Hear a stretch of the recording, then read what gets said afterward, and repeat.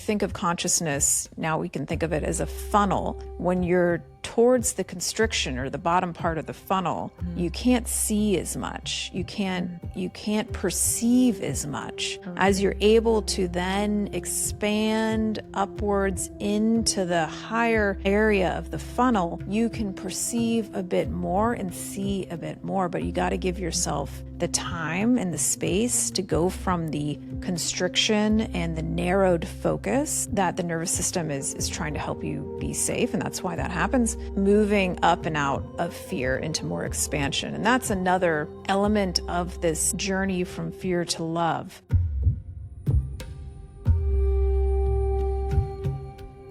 Welcome to Soul Pod, where science meets mysticism and your inner wisdom leads the way.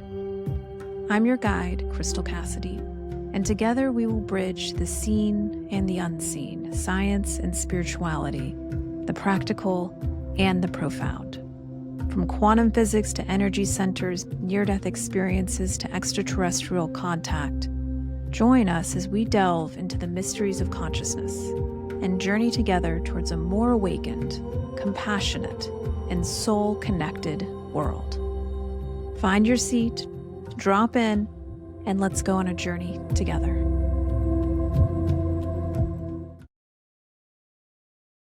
Welcome back to Soul Podcast. Really excited to be with you today, light beings. We are going to dive into what Soul Pod's mission really is, which is helping you go from a foundational consciousness of fear into more and more love. So from fear to love. And what we're going to talk about today, because that can sound really esoteric, we want to give you some formulas. We want to give you some structure, some definitions around what we mean by moving from a foundational consciousness of fear into more and more levity, into more and more love. So joining me today in conversation is Kat. Welcome back, Kat. Hello, happy to be here. Yeah. So maybe to start off, we can put some structure, some definitions around what we're talking about when we talk about when we're in fear consciousness. What is fear consciousness? How does it show up practically in our lives? And then maybe we can talk a little bit about definitionally, what is love? Again, we hear these words a lot, right? Fear and love.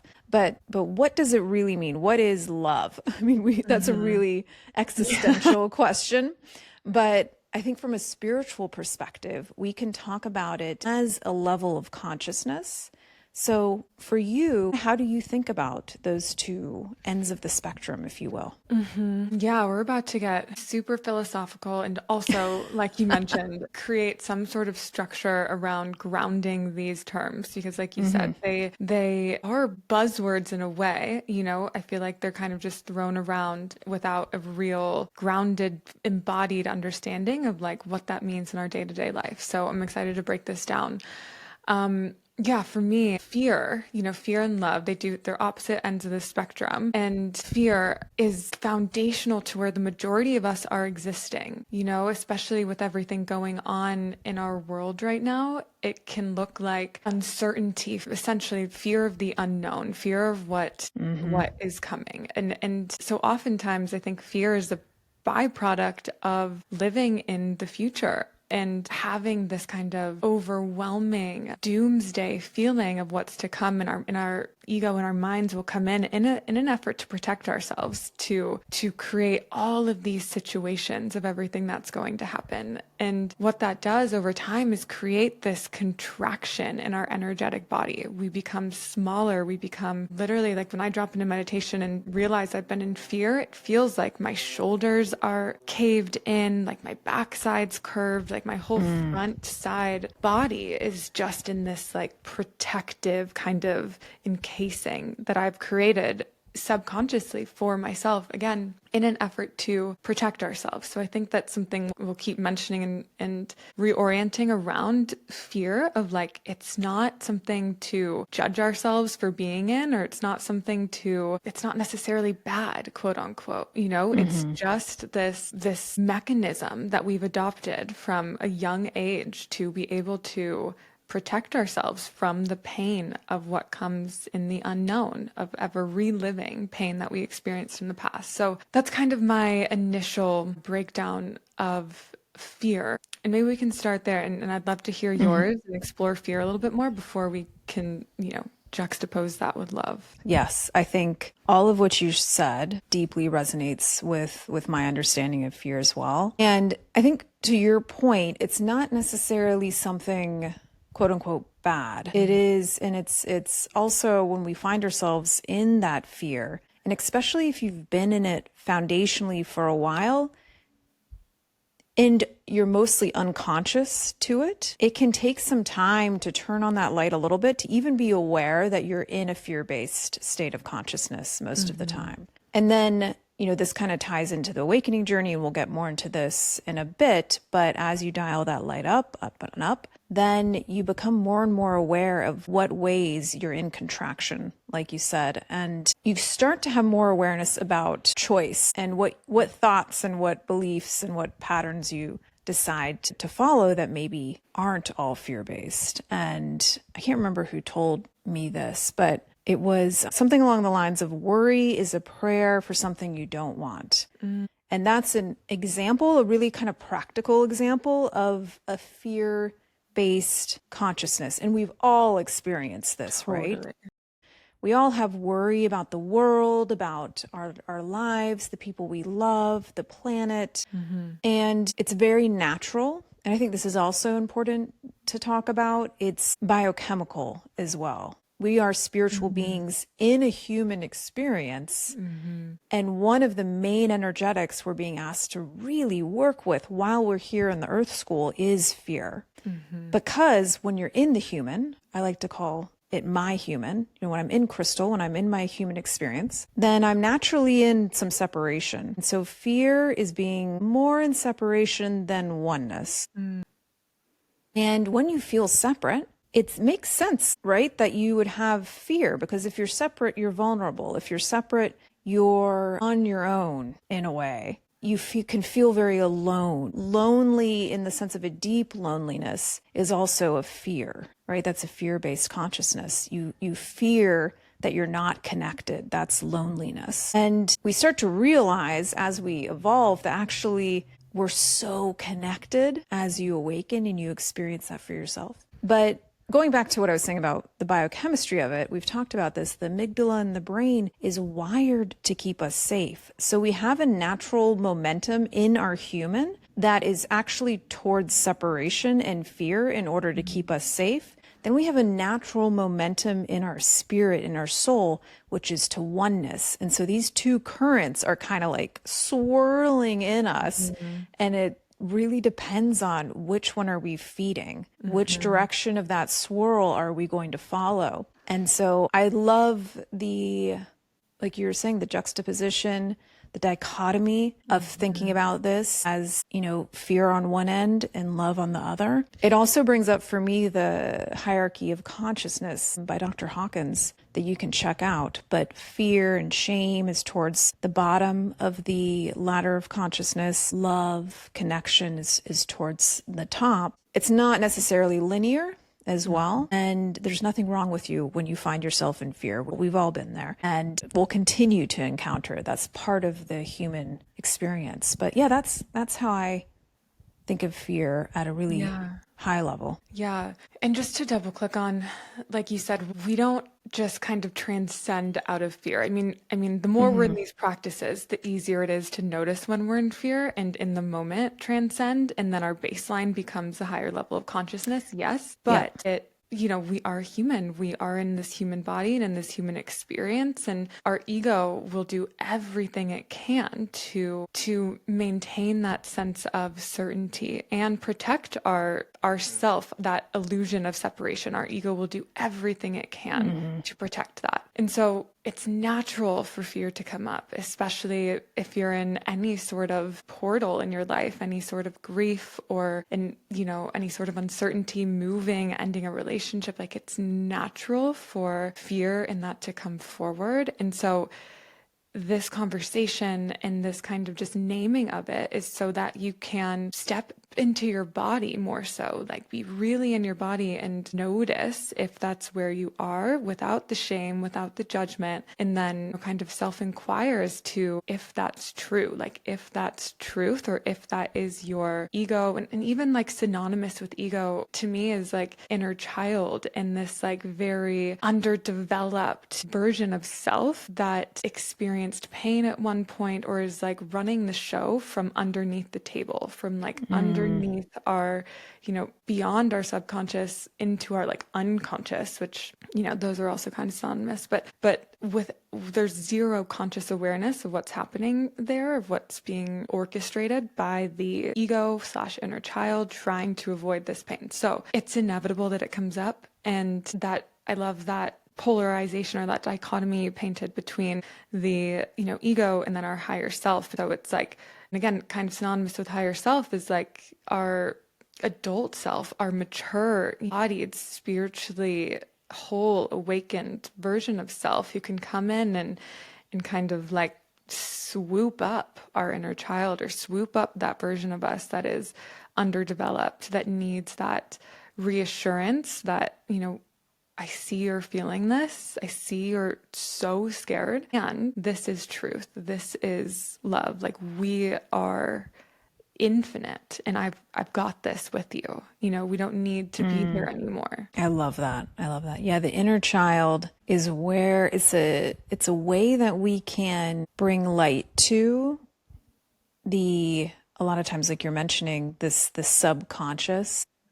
And, our early parts of our lives when our sense of self is just getting constructed is so important. And we talk a lot about energy centers and the maturity of your consciousness as you move through the first center, which is like the foundations, being deeply authentic to who it is that you came to be in this lifetime. So the first center, that's like, it's all about, yes, safety, yes, your foundations, but also this like really deep authenticity. And when we're first evolving and we come in with a certain soul print, if you will, you came in with a certain way of being that you decided to come in with. And if you encounter pressures against that authenticity, you start to change. You start to construct a sense of self and ego around those pressures. And sometimes that can really create a lot of fear. So a lot of times we find this, and we'll talk more about this too, but we find that we have to go back and really figure out, wait, where did this fear originate? What does it really mean?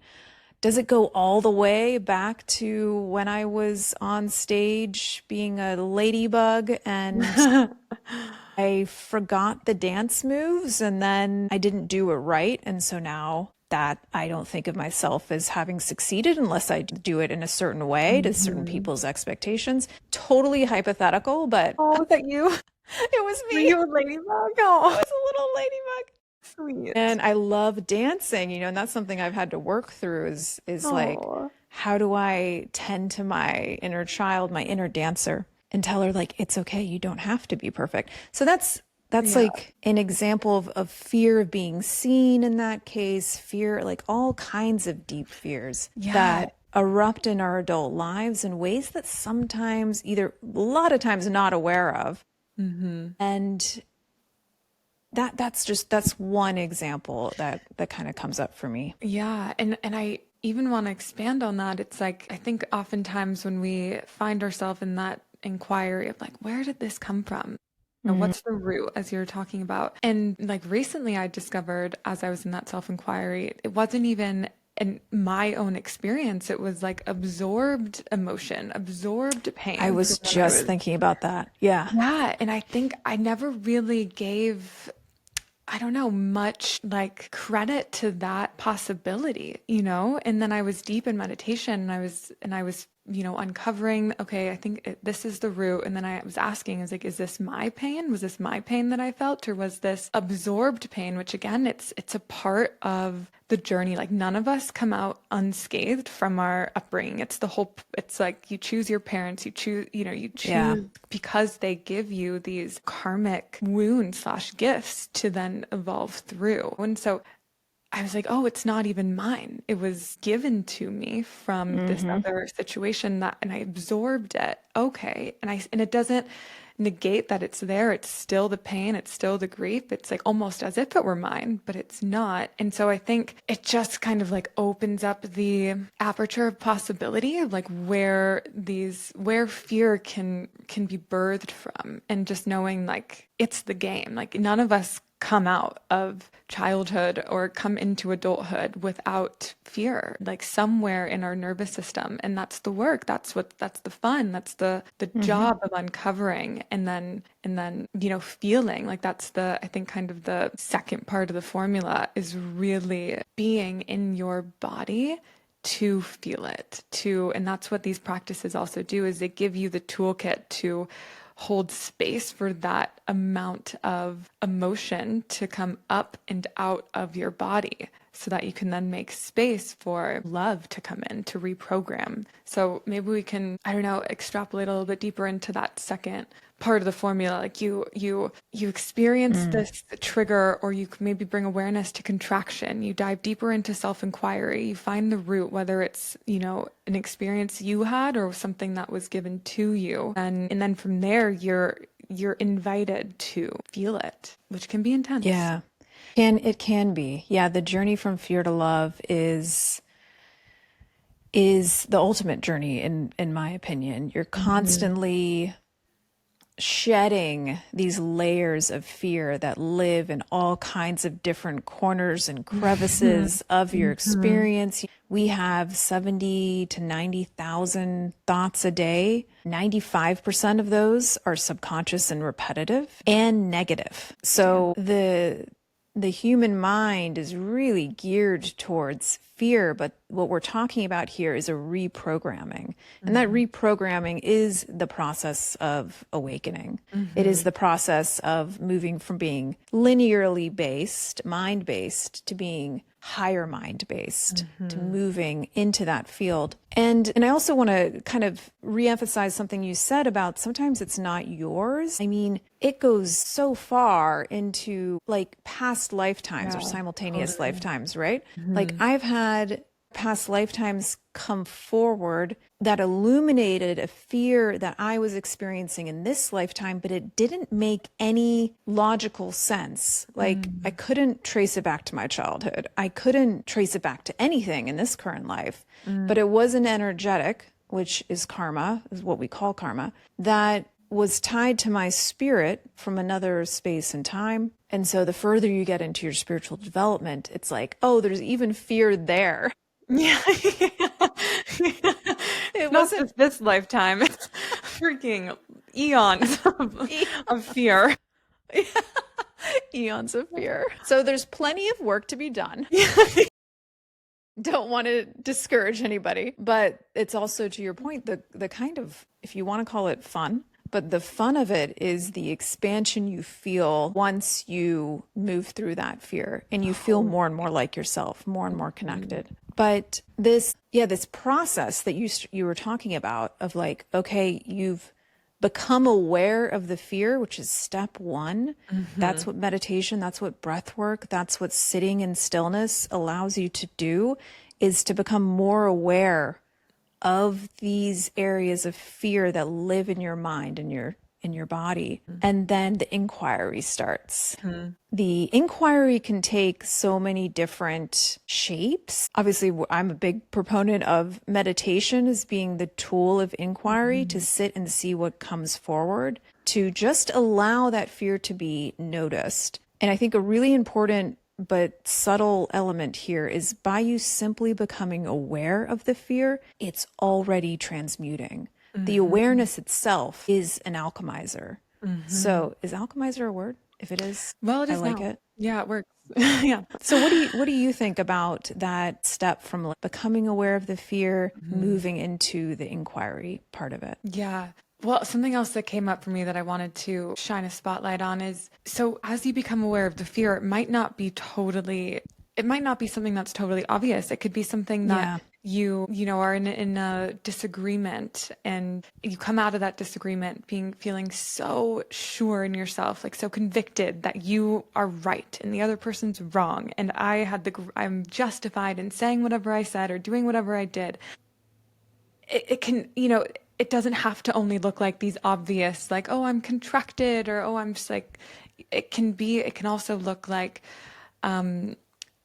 anywhere that the ego is so turned up, which is like these disagreements, that example that I just noted, or I feel like anywhere where you're just extremely triggered, where you feel like the emotional landscape maybe isn't in the right ratio to the experience, where you're like, I'm maybe like overly reactive. I just wanted to name that because it just gives more room to be able to notice, like, maybe I need to go in here, maybe I need to self-inquire here because I'm feeling extremely triggered, or I'm feeling extremely righteous, or I'm feeling, wherever that might be, but it just gives you more room of like, okay, maybe I self-inquire. So then when you decide to sit down and self-inquire, exactly as you're saying, it's like the awareness feels like that spotlight, and that's all you need. Like, just that in and of itself it opens the door. And then it all just like, you really just have to take a back seat and you just notice and you see it all come out. You see the stories, maybe it requires a little bit more digging, a little bit more like self-guidance in that way in your inquiry of like, is this mine? Or, yeah, where did this first come from? But the majority of the work is really in these first two steps, that first willingness to kind of admit, or willingness to look at, like, I'm in fear, willingness of like, okay, I might be the one here that's moving from fear. And then the willingness to sit down and just place your attention on like a loving awareness stepping out of judgment. And the loving awareness, aka the spotlight, is all it takes. And then the answers will start to come out of you, come through you. Yeah. And that's all it takes to get the energy moving. Yeah. I think this is an important clarification too. Like fear isn't always like fear of like, I'm scared, right? You are Right. scared, but sometimes it manifests as righteous. Like, well, okay, but what are you righteous? What are you scared isn't going to be true? Totally. Yep. So anger is showing you where you really care about something, but you're afraid of something too in your anger. What are you afraid of that's making you so angry? That's making you cling to something in some sort of way. Taking anything like really personally. That's Yeah. one of my triggers this weekend that kind of brought me into this whole process and illuminated so much for me. It was just like all of a sudden I took something so personally to the point where I'm like crying, and I'm like, what's going on here? It sneaks. Yeah, and then the ego comes in to tell me all the reasons why me taking that personally is justified and right, and the other person's wrong. The other person wronged me and deserves to be punished. Like, these are all natural thought patterns that are an opportunity, or like kind of, now maybe that you've heard them, can like turn on the light of like, maybe I should sit down and look at this. Yeah, that moment where you go a little step back from your experience and you have a little bit of a question in your mind of like, wait a second, what is this actually about? That skill is so important and powerful. And I also like, that's what we practice in meditation really, is taking, okay, can I get a little bit of space between my higher self as the awareness, as the witness, noticing what my human is doing and what my ego is doing, and it's trying to protect me. What is my ego, my constructed sense of self, trying to protect me from? How is my ego being threatened? What have I said or decided or believed about myself that I'm scared of losing? That moment of inquiry is so powerful. And if So you give powerful. yourself space and time, it's really hard, especially at the beginning, to do that in the moment, right? Because your biology is activated and your emotions are going. And Yeah. if you're crying, you need to cry it out, let Yeah. it move, let it move, let it move. And then you can, be like, okay, that was interesting. Yeah, I almost think always like I typically have the deepest and most profound breakthroughs once I've let that pass. Like once I've allowed for the, you know, inner child or ego to have the tantrum, to cry the tears, to do whatever I need to do to, to an extent, obviously, like Hmm. never like outwardly, hurting anybody or like even with my words, Safely and healthy. safely and healthy and compassionate. Yes. Having the space to do that. And Yeah. then, coming back and revisiting and sitting down and integrating, processing, like asking the questions. That's typically when I have the most breakthroughs, as opposed to, like you said, when you're like in the depths of the chemicals and in the depths of the stories that convince you that, you're right. Yeah. It can take your Mhm. nervous system at least, a few minutes to come back into some Mhm. sort of stabilized state. And I usually I notice about 20 minutes for me is really what I need. And if you don't rush that, just allow it to be what it is. Allow yourself to move the emotion. You'll start to get some clarity. It's really hard to get clarity when you're in that, because if you think of consciousness, now we can think of it as a funnel. When you're towards the constriction or the bottom part of the funnel, you can't see as much. You can't perceive as much. As Totally. you're able to then expand upwards into the higher area of the funnel, you can perceive a bit more and see a bit more, but you got to give yourself the time and the space to go from the constriction and the narrowed focus that the nervous system is trying to help you be safe. And that's why that happens, moving up and out of fear into more expansion. And that's another element of this journey from fear to love that you'll notice. When you're in fear, there's a lot less possibilities. Usually it's like, this needs to happen or this isn't going to happen. And it means X, Y, or Z bad things for me. Mhm. It's Mhm. very narrow. There's not a lot of possibility. My diagnosis is set in stone. Mhm. Partner is this way, and Mhm. there is this one solution, and that's the only thing that's possible for me, if any solution. And so it's very narrowed and very restricted, and you can understand how fear can compound on itself. If you hang out there and you're in the lower end of that funnel, it's hard to see the light. Mhm. It's hard to see the possibility. But as you slowly expand your consciousness upwards and outwards, then you start to be able to see, oh, wait, there was this possibility I wasn't even aware of. Mhm. Or something just came in the mail and it wasn't as big a deal as I thought. Or my partner is able to grow in all of these ways alongside me. Or, something comes forth that you just wouldn't have been open to. Mhm.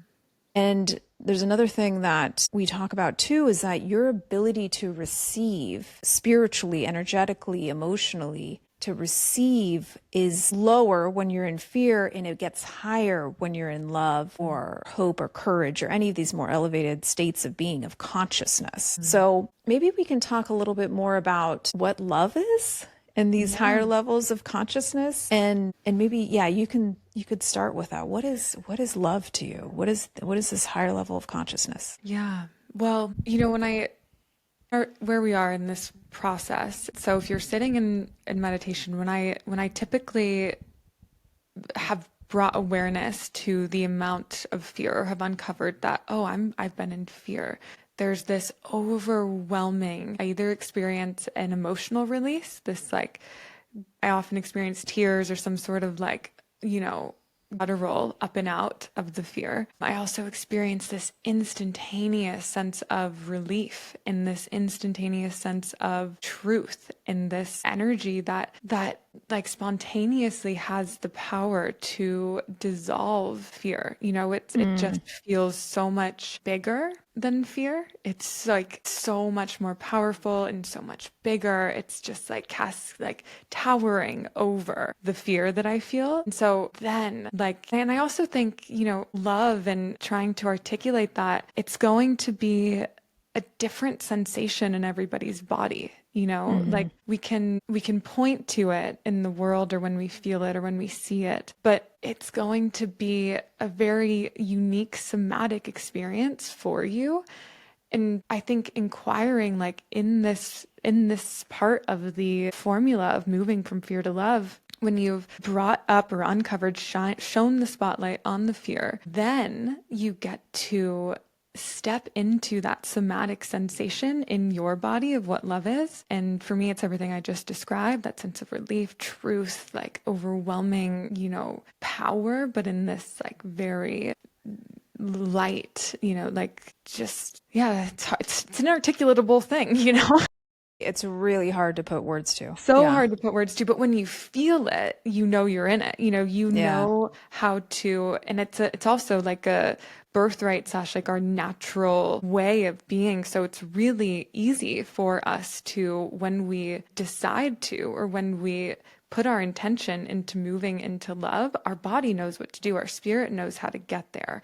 It knows how to channel that and bring Yeah. it. And you don't need to know like, okay, now I'm gonna feel relief and truth and trust. It just, how to do that because that's what you are. So by deciding to move like with your intention to be like, okay, I feel this fear. I've been here. I'm seeing it, I'm holding it. Now I'm choosing to envelop that and reprogram that with the feeling of what it would feel like for me to move into this part of my life, wherever this trigger that came up existed in your life. What would it feel like to be in love, in trust, in surrender, in truth, in that same part of my life? And you can do that in every facet of your life, every trigger, every relationship, career, everything, every part of your life. You can reprogram what it feels like to be the version of you that steps into that part of your life in this frequency of love. So that's my best attempt. Oh, it's You go. such a good attempt. That was beautiful. Yeah, you go. That's funny. You go. Tag, you're it. Yeah, love. I mean, for me, love is a remembering of your wholeness.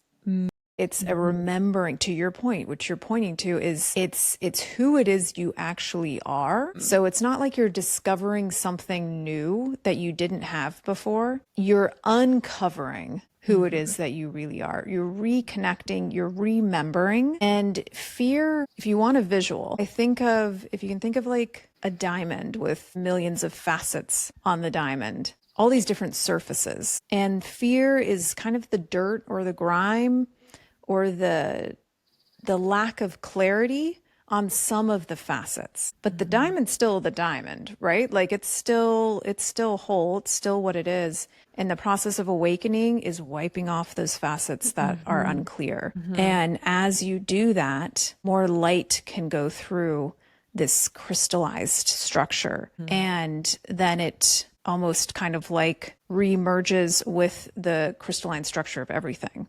It is the same thing. And that is the process that we're all doing, is we're refining those facets of our soul that are in some sort of fear. And the diamond is you. That is the purest love and awareness and wholeness. And that's when the ego stops really needing to be in the forefront. And I was just talking about this yesterday with somebody that, when you're first doing this, the ego's in the driver's seat, the soul is in the back seat. And as you awaken, the soul takes the driver's seat and the ego's in the back seat. And you're really using it for your joy of living and being human in this life rather than in suffering. You start to use your ego for creativity, for channeling, for leadership, for Pleasure. pleasure, like Everything that's available to us in the yes. material world, everything that this human body gets to experience. Yeah, and there's so much joy to be had. Yes, you awaken through suffering. You also awaken through bliss and joy. Totally. Yeah. I feel like anyone who's been to, like, this happens to me a lot at live music events where my crowd, like my channel clears and I'm so present and I always have downloads and I always like experience like real time up levels and breakthroughs at live music events because I'm so joyful and present. And especially, I mean, not all of them, but if it's like a very powerful artist who's so connected to their medicine and their gift and they're sharing that and you feel that, it just in an instant like opens me and heals.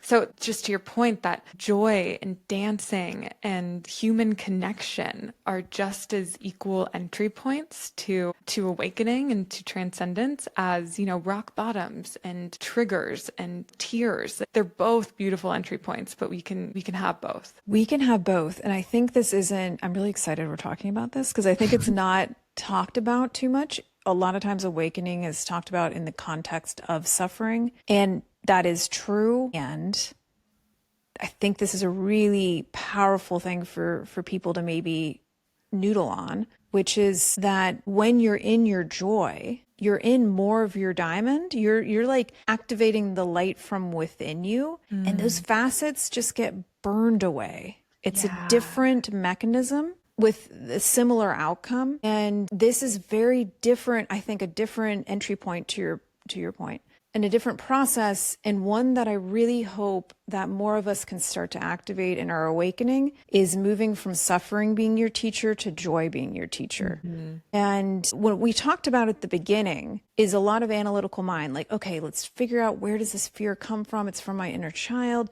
It's from a past life. It's from a trauma that I experienced with my health a few years ago. That's helpful. That's effective. But there's another mechanism, and that is as you move into more of who you are, this wholeness starts, this, so you want to call it source, love, this pure awareness starts to come into almost like the back of your being. And as it becomes, and you're pointing to this, it becomes more integrated into your experience. You don't need to know the ins and outs of your triggers and your fears because it can't exist when you're in this level of consciousness. It just doesn't compute anymore. And so there can be this instantaneous almost release of fear and emotion that you have no idea what the story is, where it came from, and you don't need to because you're in a level of consciousness where that energy, that separation is no longer any level of truth. And so it just disintegrates. Totally. Does that, it's hard to explain, but Yeah. I No, think that's part of what you're getting at too. yeah, I think you did a great job explaining that.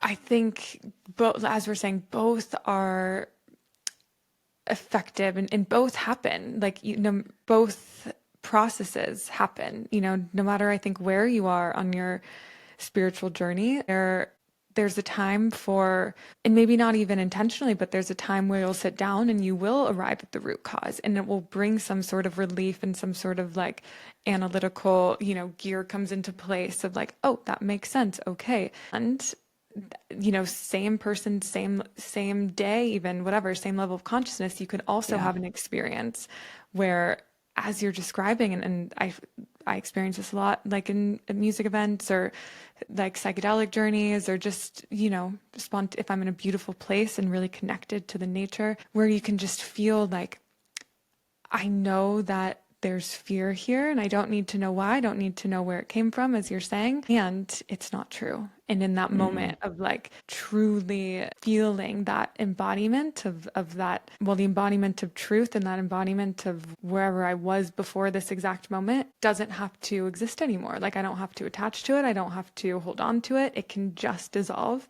and I can step more wholly into my knowing of truth, into my allow for more of my soul to come into this experience and move with me from this point on. You know, like both are beautiful. And I think holding space for like this kind of experience that we're talking about also exists. It doesn't always have to be so like, you know, what happened when I was 3 years old or what happened when I was 2, and you know, and those are beautiful and that's helpful, but they both are options for moving from fear to love.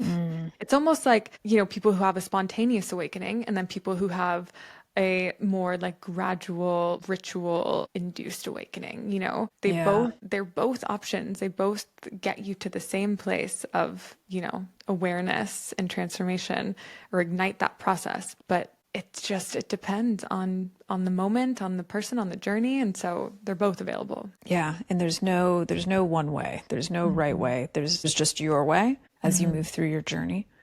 And maybe we can talk a little bit about consciousness as a foundation. So when you're in fear, not just situationally, but as a kind of foundation of the way that you're operating, what we're really talking about is, yes, situationally, but also your baseline. Hmm. And so I'm really passionate about, and I'm pretty sure Kat is too, Hmm. is helping us move up our baseline. And that process obviously it takes time, and it also can happen all at once, to your point. Like, it's all possible. You can have a spontaneous awakening and your baseline goes way up, and then you're having to figure out like, oh, how do I anchor Sustain this? that. Yeah. And that's where a little bit of a whiplash can come into play, potentially, not absolutely. Hmm. And that's the process of like, okay, where can I establish my foundational consciousness? And sometimes you might be hanging out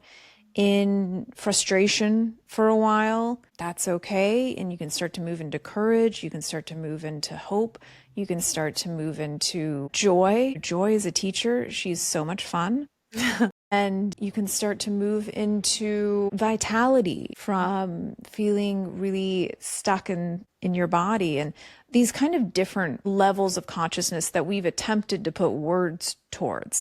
Hmm. The way I view these levels of consciousness is a certain frequency, a certain vibration. Love has a certain vibration. And you can, by moving your consciousness, your non-local existence, your awareness into these frequencies, you start to stabilize with new energy. This is why we talk a lot about, as you awaken, your external life, your relationships change in response to your frequency. That becomes even more, at least in my experience, becomes even more the case as you move into higher and higher levels of consciousness. You can start to stabilize with frequencies of highly evolved beings that hang out in those frequencies, and they're not going to come below love because they've stabilized their foundations above that. And why would they do that to themselves? That's what I've been told. And I'm like, I get it. I totally get it. Fair. Yeah. So it's this conversation about this consciousness is, to me, I think at some point in our human story, we'll view this as a lot less esoteric and a lot more scientific, that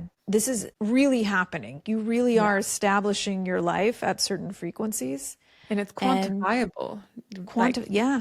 yeah, like we can measure. And I guess maybe we're, like you're saying, assigning, like, okay, if you're at this frequency, it's a high frequency, we're assigning that meaning to that frequency. Hmm. But we can measure, I guess, what frequency you're in and when you've changed it. And so it's not like this, woo-woo kind of like, oh, I'm moving from fear to love. It's like, no, that's a frequency, and you're moving up in Yeah, frequency. Like, you actually are. you are. It's Yeah. quantifiable. Yeah. The field around your heart is expanding. We now know this. Mm-hmm. Your brain waves are shifting and changing. You're getting into Mm-hmm. higher and higher rates of gamma, which is a really high frequency. Mm-hmm. And even, Dr. Hawkins' work, the ladder of consciousness, and measuring certain levels of consciousness physically, we see there is something statistically significant about that. So yeah, I love that you call that out, that it's not just a mystical conversation anymore, even though I love myself a mystical conversation. It's also there's some real grounded truth in it as well. And then the question becomes, why would we not? Why would we not move from fear to love? And I think a lot of that is just not having access to tools, but it ends up being a choice at some point. And Yeah. it's there's something you also have to let go in order to move into those states. And some of us, I know for me, some of those ways of being I was getting a lot out of and had a Totally. hard time letting them go. Yeah. Those rackets and those fears were serving me in some ways. Totally. And I mean, it requires a robust amount of courage to decide to Totally. do this. It's scary. Yeah, Yeah. to sit down and like willingly, even in my experience this past weekend, like to sit down and willingly feel what needed to be felt and come up, which was the amount of fear and pain that was living inside my body that I'd absorbed. That to do that is painful. Like I'm crying. Yeah. It is a somatic sensation. You know, it's similar to grief. It's like a very guttural release of emotion, and that can be extremely, it takes a lot of courage to decide to do that, to decide Yeah. to, I'm going to sit down, I'm going to self-inquire, be radically honest about, you know, it means shining the spotlight on where you may have been in, you know, obviously fear, what we're talking about, but deeply in your ego, where you may have been existing in righteousness, where you played the part in facets of your life or parts of your life that you aren't happy with, you know, the dissolution of a relationship, the dissolution of a career, like wherever you are in your life, if it's not where you want to be, taking full radical responsibility for the part of you that contributed to that. And I think what's so, Which the ego does not like. no, but I think what's Mm-mm. so like powerful about this conversation and this formula is that if you have the courage, if you decide to step into this container of self-inquiry and really do this work, then you also are able or are invited to reorient around the version of you that was operating from that fear and reorient around whatever you did, whatever you said, however you acted from a place of compassion, from a place of, well, of course I did. I was doing everything I could to protect myself from Yeah. experiencing XYZ again, or from reliving this pain that wasn't mine, or, you know, you get to reorient. And so then taking radical responsibility for your life, the what role you've played in it, Mm. it doesn't, you know, tear you down. It's not contributing to the pain. It's actually, Mm-hmm. you get to have more compassion of like, of course I did. And that's not me. That doesn't have to, I don't have to identify with any of that. It doesn't make me less Exactly. than, less. It's You don't just, have to feel shame about it. right. You did the best that you knew how with information and your awareness at the time, which Mm-hmm. was perfect. Mm-hmm. So I think you're hitting on something really important, which is this, there has to be a willingness, but I think courage is like the main ingredient on the Yeah, I journey think from so fear to too. love. I think it's the number one consciousness. I think it's a good halfway point too, like courage Mm-hmm. between Yeah, fear and love. like the pivot Like, point. yeah, use that as your catapult, as Mm-hmm. your accelerator, as your motivator, and give yourself lots and lots of grace through Mm-hmm. the process, because it is difficult to turn that light up within yourself, to face things that aren't always pretty. Fear is usually around something that you'd rather not see. Mm-hmm. And to face that and to see it, and to not only face it, see it and feel it and move it, All of those. all of the things, I mean, serious courage. But I Mm-hmm. think the fuel to that courage is when you have those moments on the other side Mm-hmm. where you expand, where you feel relief, like you're talking Mm-hmm. about, where you feel love, where you feel whole, where you have forgiven yourself and Mm-hmm. others. I mean, that will propel you forward from there. And you'll Mm-hmm. start to get more trust in yourself and your Yeah, ability to do that, such totally. that when fear comes up in your life, difficulty comes up in your life, I can't say that I necessarily get excited, but there is a little part of me that Yeah, gets I was like gonna a say little that. bit of like, Yeah. ooh, what am I going to work with here? Totally. Yeah, Like a psycho, totally. That resonates. And I like when I get right? really triggered, I'm like, I literally try for I'm like, yes, I'm gonna go see what's in there. Okay, bring it. Because it does, it becomes like a muscle, like your courage and your, Hmm. you know, your trust in yourself to be able to tackle these waves, like it becomes so much stronger. Especially it's like when you go to the gym, it just the first 6 months are hard, and then it's like, oh, I'm stronger. It's not really that it feels good to lift weights, you know? It's the same, it's exactly that feeling. It's like that satisfaction from the burn of when you're like in a workout and you're Yeah. like, oh, like it's hard, but it feels good. I'm getting stronger. And that's what, when you realize you've been triggered or something's come up that you're like, okay, I'm going to go in. It feels this kind of like, bring it on. Like, I am more powerful than this story, than this, whatever it is that's presenting. Like, I'm more powerful, AKA like soul, not cat, but soul, Right. Yeah. Oh, I love that. That's the other exciting outcome of this journey from fear to love, is realizing your power and who it is that you really are. And gosh, that can just like infuse your life with so many soul gifts that like you came here to deliver in this space and time. Like you came here to experience things that delight your soul and your spirit. And that becomes more and more accessible. The whispers of inspiration get louder and louder. Clarity comes in much more quickly and is sustained. And it's such an adventure. And you start to really fall in love with life itself, like with all of its difficulty and challenges and its darkness. You start to really be able to hold all of it.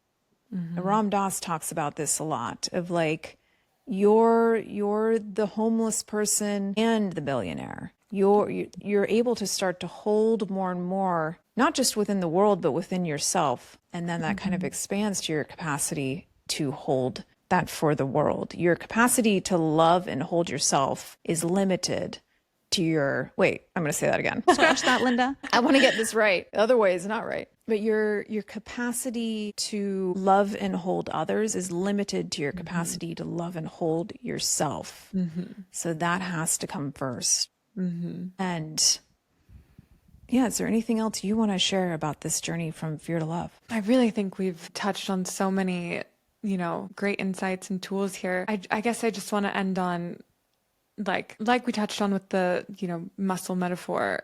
It becomes easier and easier to notice in real time and step into your power in real time. And that's, I guess, as an incentive to sit down, and self-inquire and create space for awareness and stillness, because the consistency, the repetition, eventually, as we've mentioned many times, it creates a new baseline, and it just gets easier to, in real time, come back, because your ego is not going to disappear. It's not going to go away. Fear is not going to go away completely, but your ability to come back in real time can become exponentially greater. Yes. On that note, I think that's a great place to land our conversation. Thank you, light beings, for journeying with us today. We hope this was helpful. If you have any questions, feel free to drop them in the comments or send us a message. Like and subscribe the podcast, and we'll be back next time. And thank you so much, Kat, for chatting with me today. Yeah, it was so fun.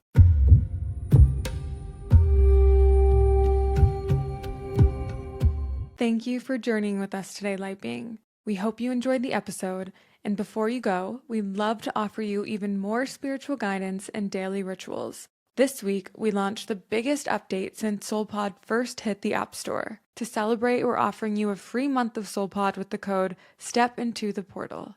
Your SoulPod home has been completely reimagined with even more ease, more rhythm, and more room to grow. Now you can revisit past journeys, save your favorite rituals, and build personalized playlists that move with your energy. And at the heart of it all, portals. Portals are guided mini journeys, flexible, soulful spaces designed to meet you right where you are. Beginners welcomes you into the heart of soulfulness, no experience needed. Soulscapes offers looping soundscapes for solo self-guided practice. And Integration holds you gently after transformation, offering grounding and expansion. Download the app or tap the link in our show notes to begin. We'll see you inside.